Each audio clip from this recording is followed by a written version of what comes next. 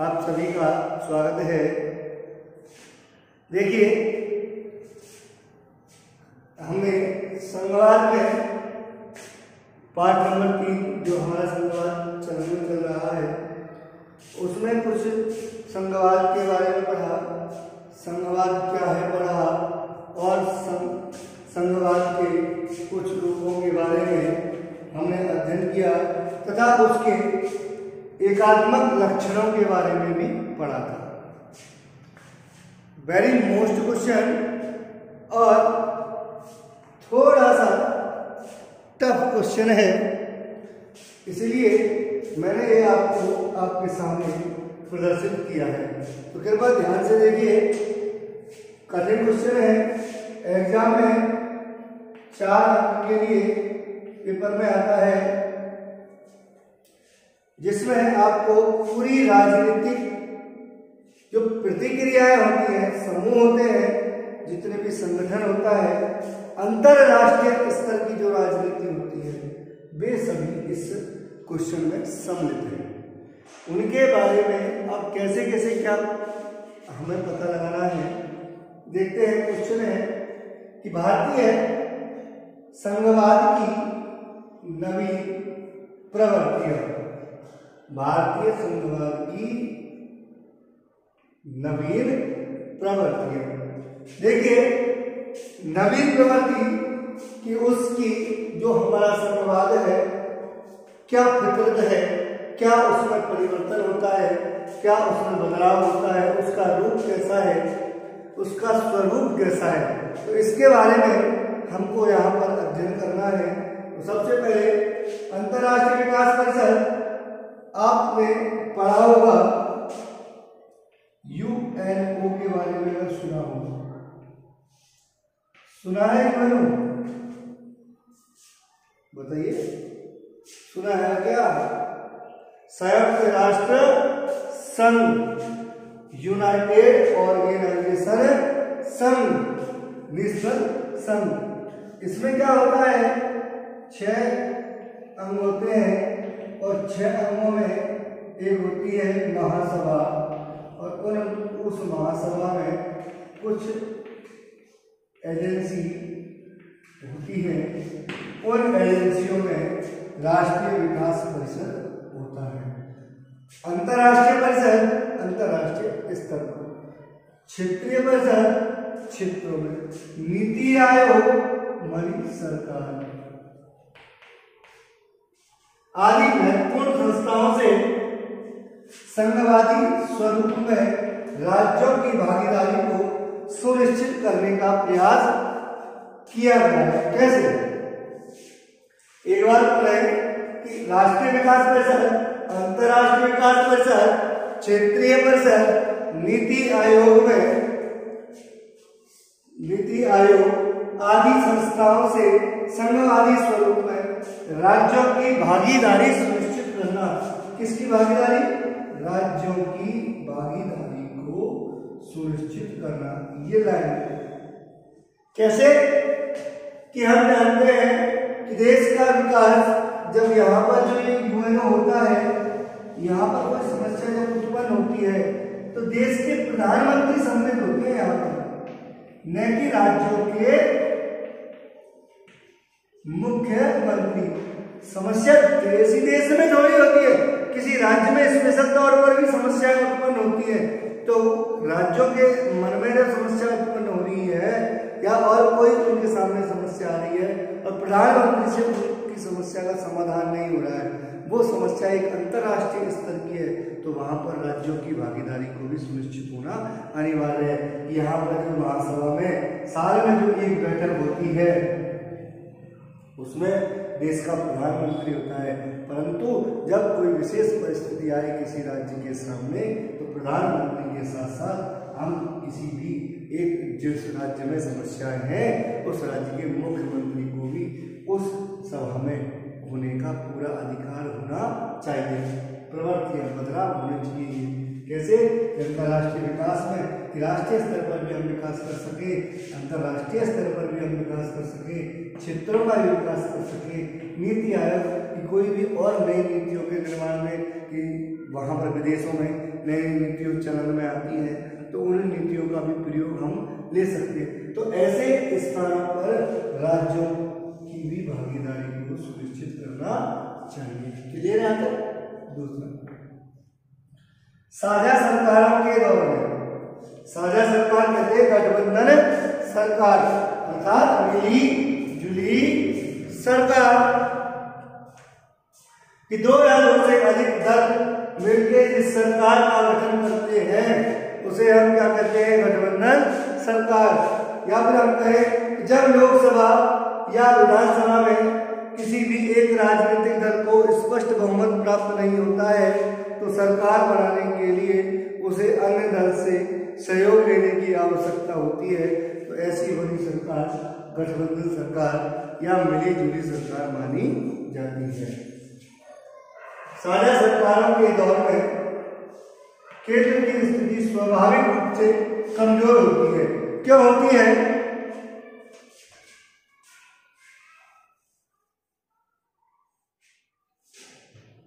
देखिए,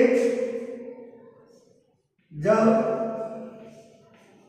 राज्यों में गठबंधन सरकार होगी तो हम जानते हैं जो गठबंधन सरकार हमारी होती है समय से पहले गिर जाती है, और जो सरकार अपना कार्यकाल ही पूरा नहीं कर पा रही है तो वह सरकार अपने देश का विकास कर सकती है, अपने राज्यों का विकास कर सकती है? नहीं कर सकती है ना। इसीलिए ऐसे दौर में जब जो गठबंधन सरकार का समय चलता होता है या ऐसी स्थिति में जब गठबंधन सरकार होती है तो ऐसी स्थिति में केंद्र कमजोर साबित होता है। स्वाभाविक रूप से कैसा होता है? कमजोर होता है। क्षेत्रीय दल पक्ष की सरकार से मजबूत होते हैं। क्षेत्रीय दल कैसे?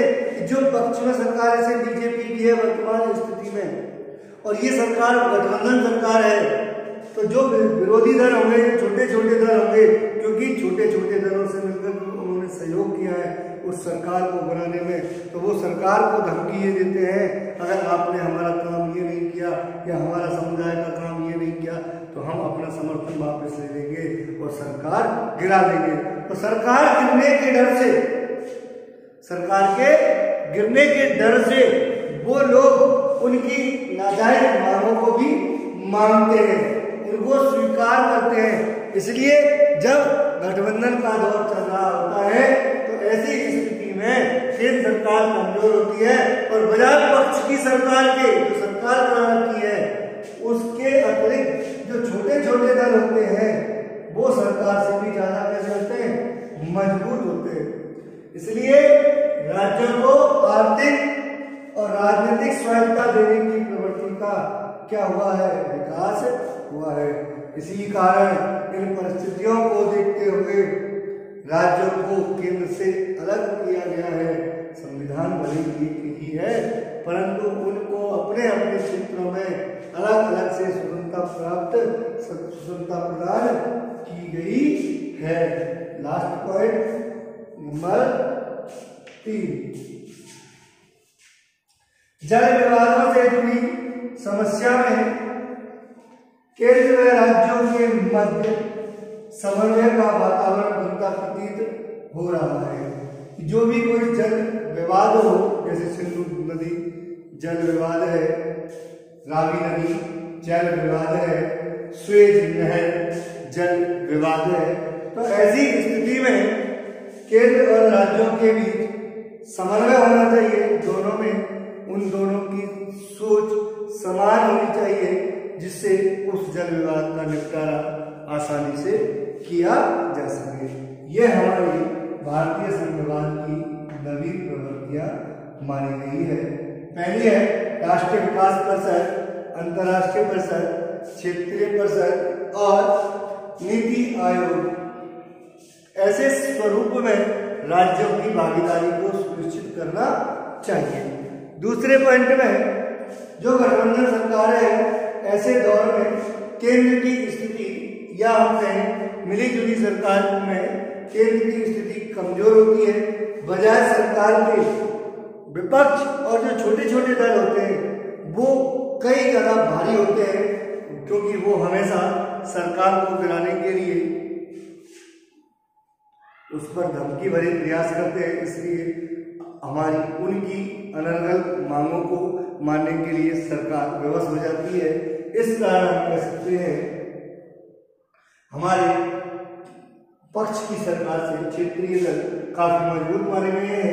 तो इसलिए उनको उस देश से राज्यों को, जो हमारा संघ क्षेत्र है, राज्यों को अलग स्वायत्तता प्रदान की गई है कि जिससे वो अपना विकास कर सके। और जो भी विवाद है, जल विवाद, उनमें केंद्र और राज्यों के मध्य समन्वय की स्थिति होनी चाहिए। अब चलते हैं नेक्स्ट क्वेश्चन की ओर।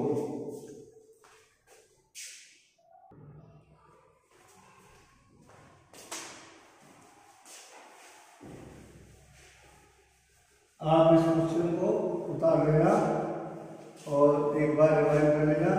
जैसे अपना पाठ समाप्त होगा इसको मैं दोबारा आपको पढ़ा दूंगा।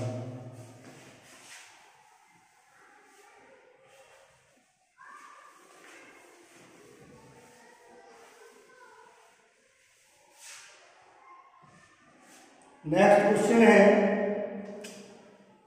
संघीय शासन व्यवस्था की विशेषताएं लिखिए। मोस्ट क्वेश्चन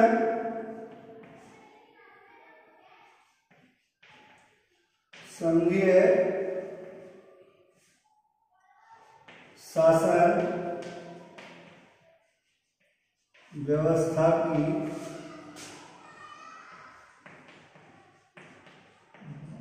विशेषता।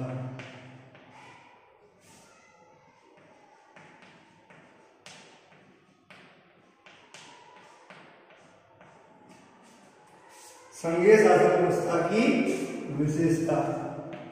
देखिए, संघीय शासन व्यवस्था की जो सबसे पहली विशेषता बताई गई है वो है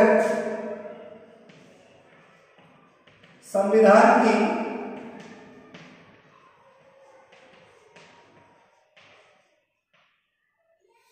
सर्वोच्चता। क्या मानी गई है?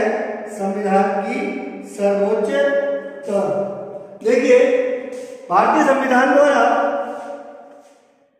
संघीय शासन व्यवस्था में सरकार दो स्तरों पर बटी होती है और दोनों स्तरों पर सरकारें स्वतंत्र रूप से कार्य करती हैं और दोनों के लिए शक्तियां एक ही संविधान द्वारा प्रदान की जाती हैं। देखिए, संघीय शासन व्यवस्था में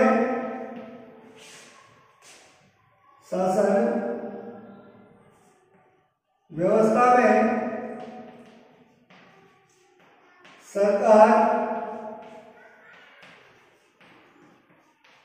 दो स्तरों पर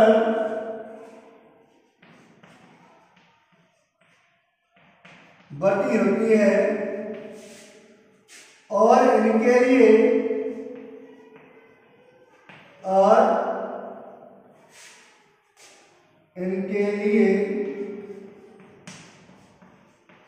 शक्तियां एक ही संविधान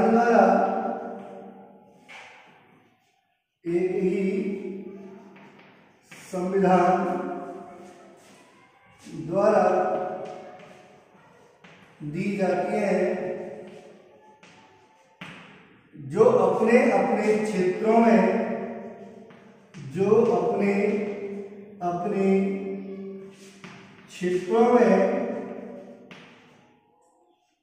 स्वतंत्र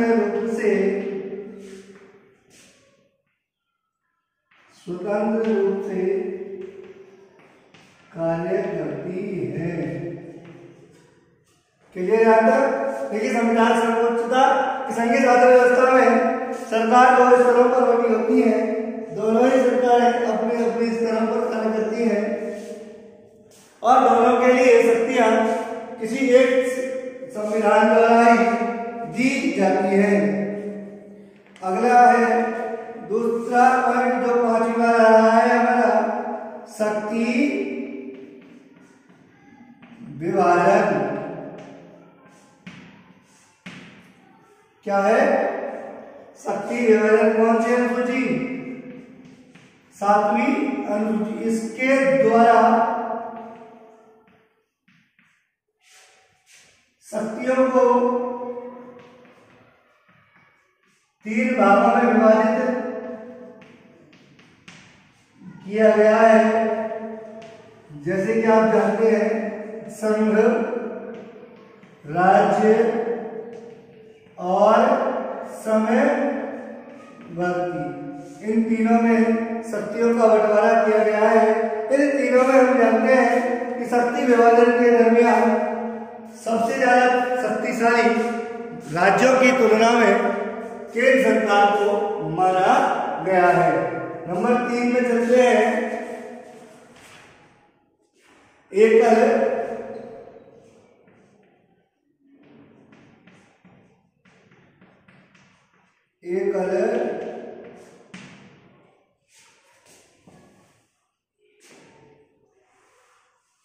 नागरिकता,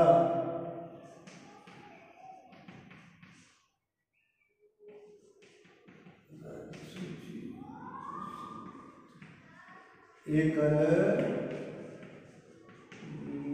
नागरिकता। इस शासन व्यवस्था में सबसे एक खास बात, एक ही संविधान और एक ही नागरिकता, अर्थात कि भारत देश में प्रत्येक नागरिक के लिए सभी राज्यों में, चाहे हमारा राजस्थान हो, उत्तर प्रदेश हो, हरियाणा हो या पंजाब हो, सभी राज्यों में या दिल्ली हो, उन सभी राज्यों में जो भारत का नागरिक है सभी के लिए एक ही नागरिकता दी गई है। एकल नागरिकता का हमारे देश में प्रावधान है। ये नहीं कि राज्यों के लिए अलग नागरिकता हो या केंद्रों के लिए अलग नागरिकता हो, दोनों में एक ही नागरिकता का प्रावधान रखा गया है। इसलिए संघ की शासन व्यवस्था में ये भी इसका सबसे बेहतर गुण माना जाता है। केंद्र व राज्यों की स्वायत्तता। अगला पॉइंट है केंद्र व राज्यों की स्वायत्तता। देखिए, इस शासन व्यवस्था में जब शक्तियों का बंटवारा किया गया है, इस व्यवस्था में जब शक्तियों का बंटवारा किया गया है तो दोनों ही स्तरों में केंद्र और राज्यों के लिए अलग अलग रूप में शक्तियां दी गई हैं और यह भी क्लियर निर्देश दिए गए हैं कि दोनों ही सरकारें अपने अपने क्षेत्रों में स्वतंत्र और निष्पक्ष रूप से कार्य कर सकती है। कोई भी सरकार किसी भी सरकार के, जैसे केंद्र सरकार राज्य सरकार के कार्यों में हस्तक्षेप नहीं कर सकती है, क्योंकि राज्य सरकार अपने निर्देशानुसार ही राज्यों का संचालन करता है। ये नहीं कि केंद्र सरकार द्वारा उस पर जबरदस्ती कोई ना कोई कानून व्यवस्था या और कोई नई व्यवस्था लागू कर दिया। इसलिए इसमें दोनों ही सरकारें अपने अपने क्षेत्रों में स्वतंत्र रूप से कार्य करती हैं। केंद्रों के लिए शक्तियां अलग रूप में दी गई है और राज्यों के लिए शक्तियां अलग रूप में दी गई है। जैसे कि अपन मानते हैं समवर्ती सूची हमने पढ़ा है, वही समवर्ती सूची में एक विशिष्ट प्रकार के प्रावधान दिए गए हैं। उसमें अगर कानून बनाते समय या और कोई कारणवश मतभेद होते हैं तो वहां भी ये नहीं कि डायरेक्ट केंद्र सरकार लोकतांत्रिक कानून पारित किया जाएगा, नहीं, सर्वोच्च न्यायालय की अनुमति के अनुसार, उसके आदेशानुसार अगर सर्वोच्च न्यायालय को लगता है कि केंद्र सरकार का कानून सही है तो वह पारित कर दिया जाता है। अन्यथा अगर वहां भी लगे कि यह असंवैधानिक है तो उसे वहां भी निरस्त कर दिया जाता है। सेकंड लास्ट पॉइंट,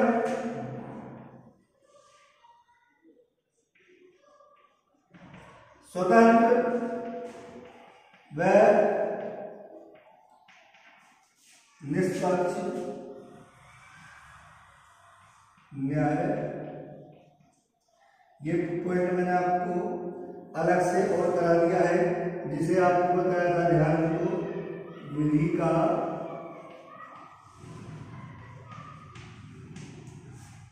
का शासन। संघीय शासन व्यवस्था में स्वतंत्र और निष्पक्ष न्यायपालिका का होना अति आवश्यक माना गया है। यही नहीं कि जितने भी देश हैं उन सभी में न्यायपालिका को स्वतंत्र होना चाहिए, निष्पक्ष होना चाहिए। कभी भी ये नहीं कि सरकार का हमारी न्यायपालिका पर दबाव हो, नहीं, विधायक आयोग के अनुरूप भले ही हो परंतु उसके अनुसार कार्य नहीं करे, स्वतंत्र रूप से कार्य करे, सही तरीके से कार्य करे, संवैधानिक कार्य करे। अगर कहीं भी इन दोनों सरकारों के मध्य मतभेद उत्पन्न हो तो यही उनके मध्य सुलह कराती है। अगर हमारी विधायिका की शक्ति ज्यादा शक्ति है तो अगर ये इसके पक्ष में होकर काम करेगी तो राज्यों के पास तो शक्तियां वैसे ही सीमित है और वो सीमित रहकर अपने कार्य करेंगे तो राज्यों का विकास संभवतः नहीं होगा।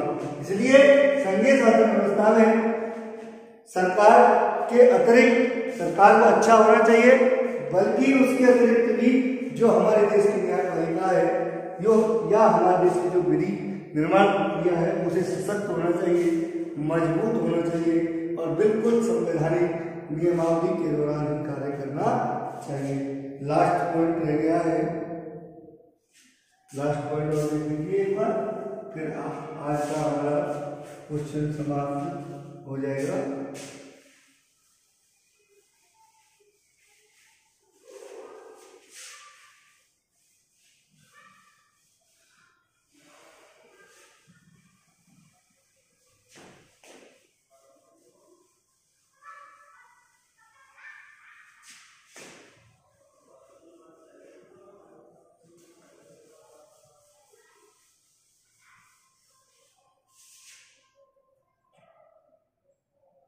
देखिए लास्ट पॉइंट है, राज्यपाल का पद संघीय शासन व्यवस्था में, संघीय शासन व्यवस्था में राज्यपाल का पद महत्वपूर्ण स्थान रखता है।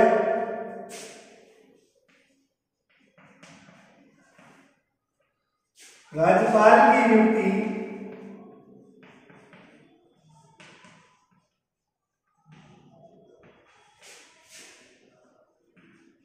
केंद्र सरकार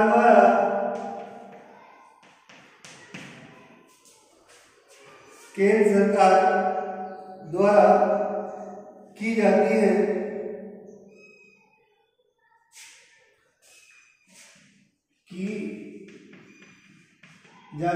जो राज्यों का प्रतिनिधित्व करता है। अर्थात हम मान ले कि ये व्यक्ति मुख्यमंत्री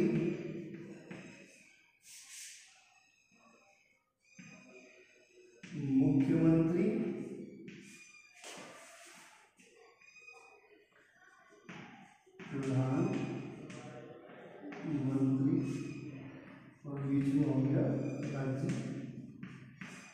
ये इन दोनों के बीच की कड़ी को जोड़ता है।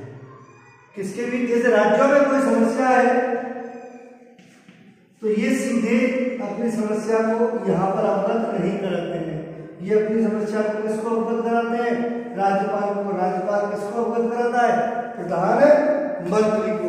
ये प्रधानमंत्री और मुख्यमंत्री के बीच की कड़ी है।